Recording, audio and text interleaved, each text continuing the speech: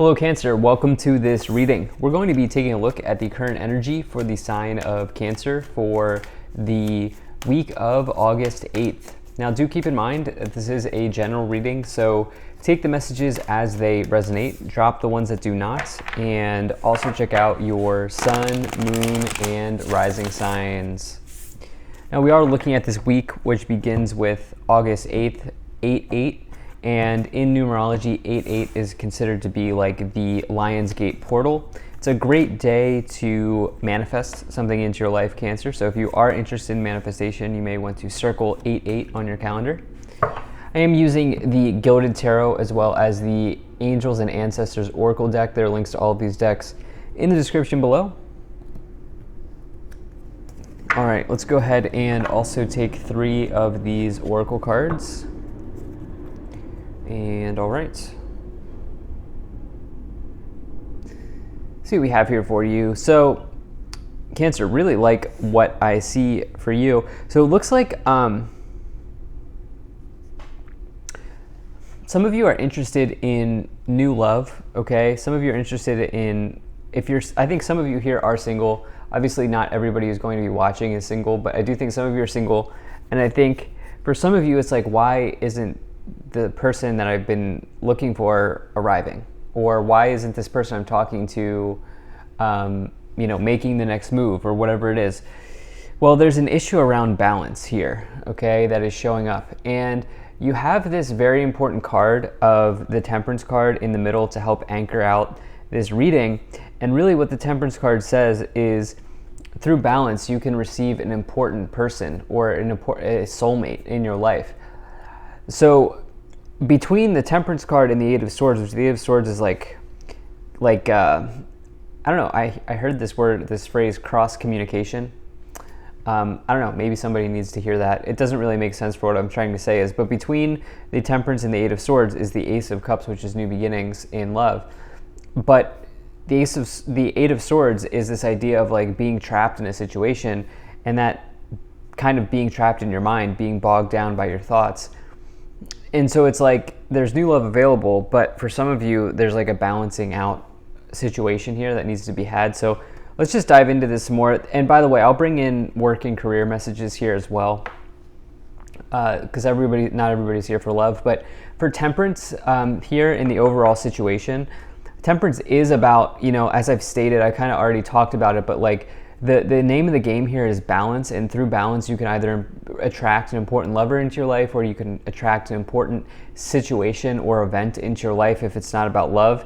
And along with that, the Temperance is considered to be like an alchemical symbol, and so it's also about this idea of like mixing out your water and your fire to combine something or to alchemize something into your life. It's mixing and combining elements. It's also a major energy of healing.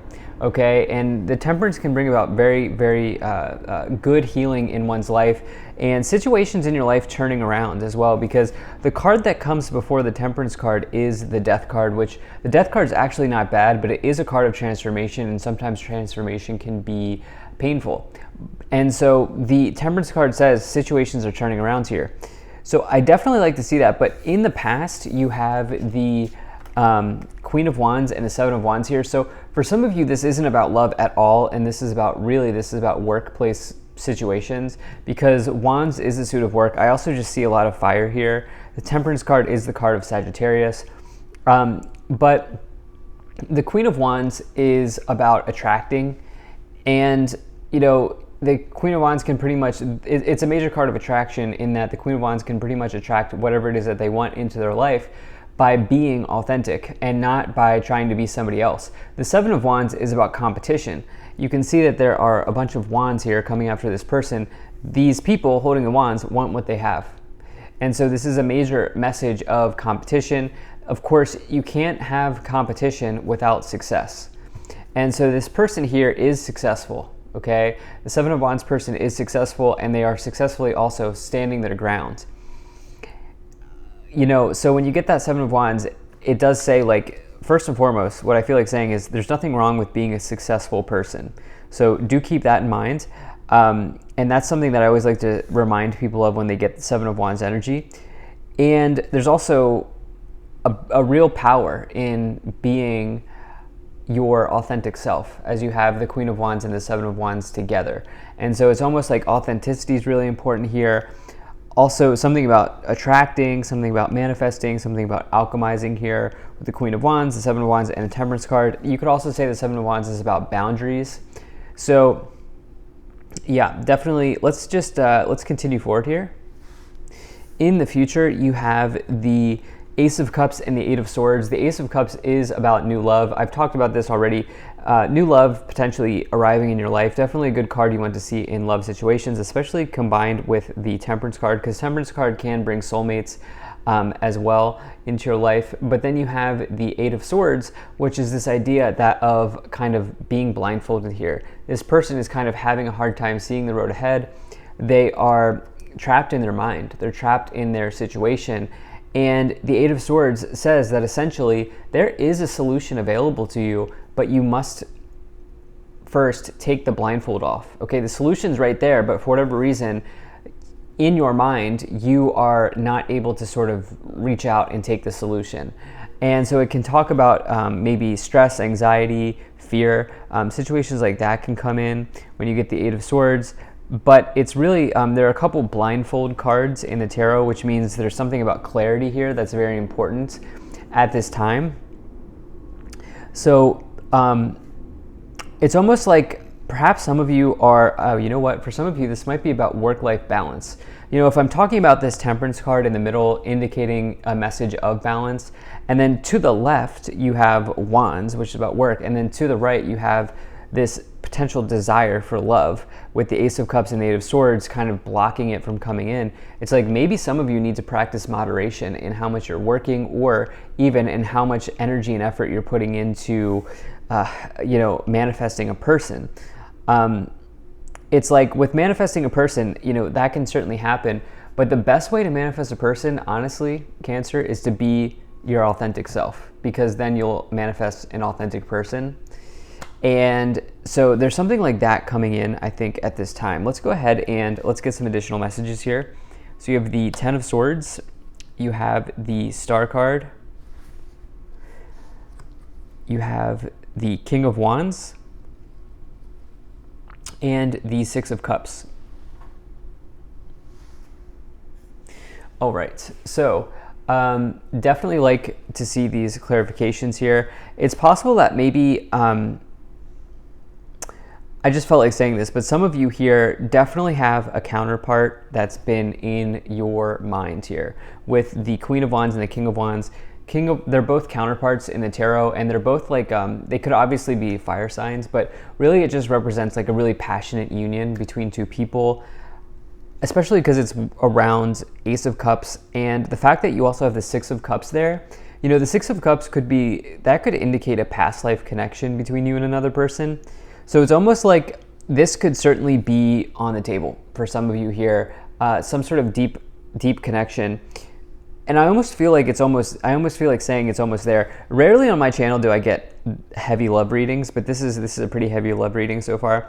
I do feel like it's maybe almost there, and you may even already know this person. It's possible that they are just kind of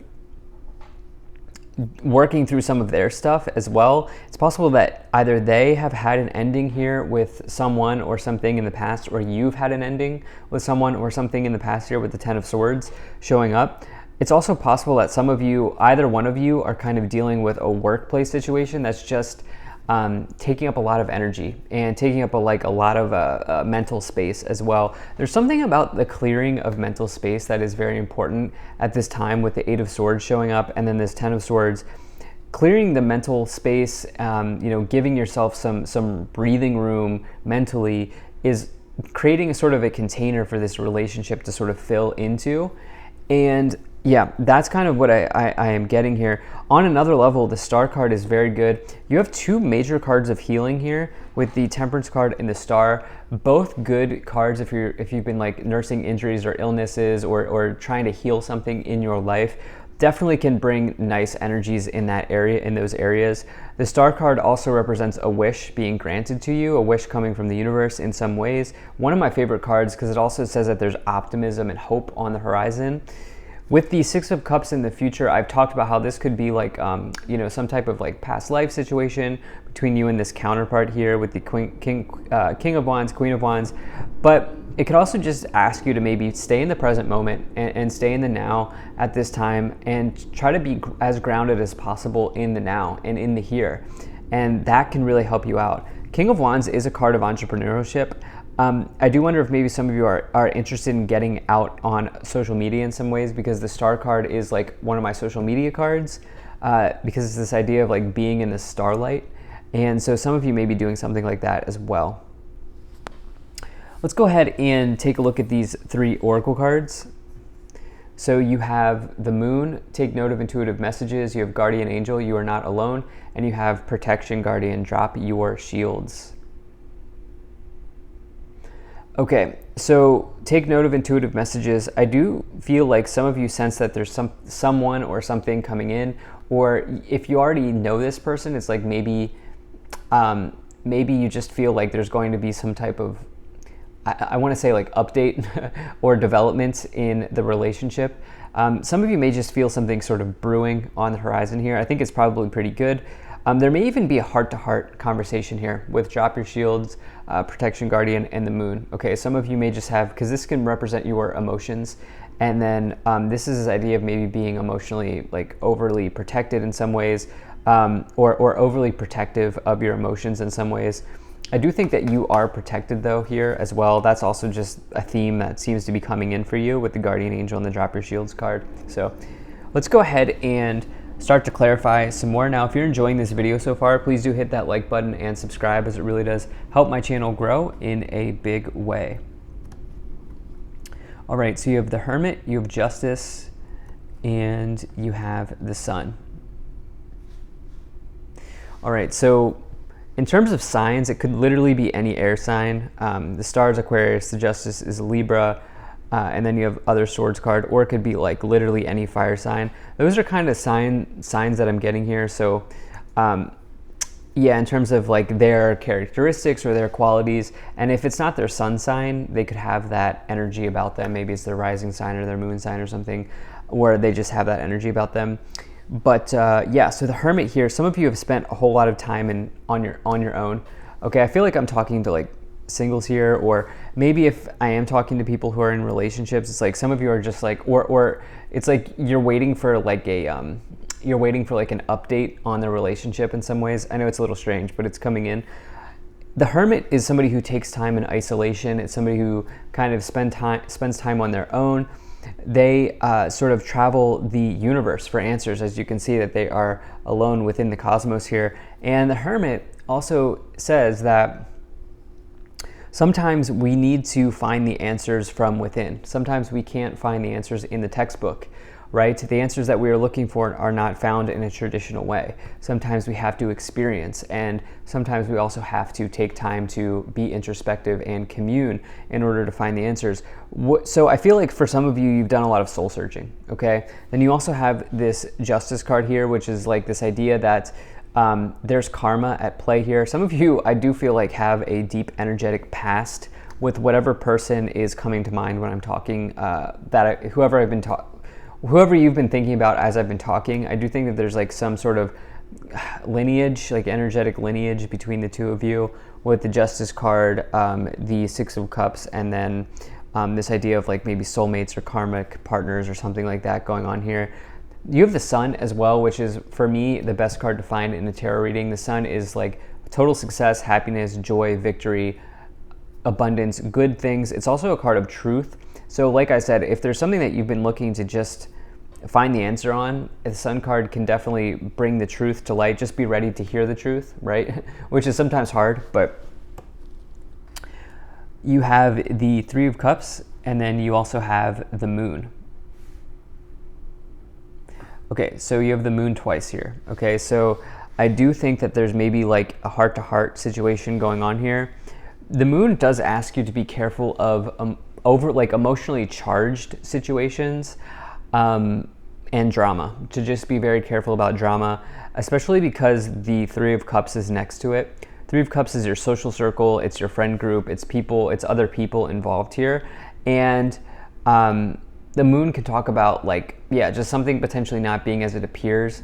There's maybe something just going on that's maybe a little bit dramatic here. And I would just, it's like kind of like a caution, it's like a word of caution. I feel like that's coming forward here. Also, your intuition is going to be very high at this time as you have the moon twice with this moon card and then the moon oracle card. And then you also have this Ace of Cups here as well. At the top of the pyramid, you have the Seven of Pentacles. So the Seven of Pentacles is really about long-term relationships, long-term situations. Some of you are wondering, is this person for real? You know, am I going to be with this person for a long time? Is this somebody I can maybe even see myself with? You know, maybe in marriage or whatever your goals are. Some people are not interested in that, but maybe whatever your goals are. It's like the Seven of Pentacles is anything that's long-term. It could also be long-term investments, long-term situations in life generally. At the bottom of the deck, you have the High Priestess, which you can't even make this up. So you have like major messages here of intuition, secrets, hidden knowledge. There might be a secret that comes out this week with the moon twice and then this High Priestess, the Ace of Cups. It's a very intuitive energy, as well as the star indicating like synchronicities, messages from the universe. So very interesting. Thank you so much for being here. If you enjoyed this, hit that like button, subscribe. Really appreciate you, and I will see you in the next reading.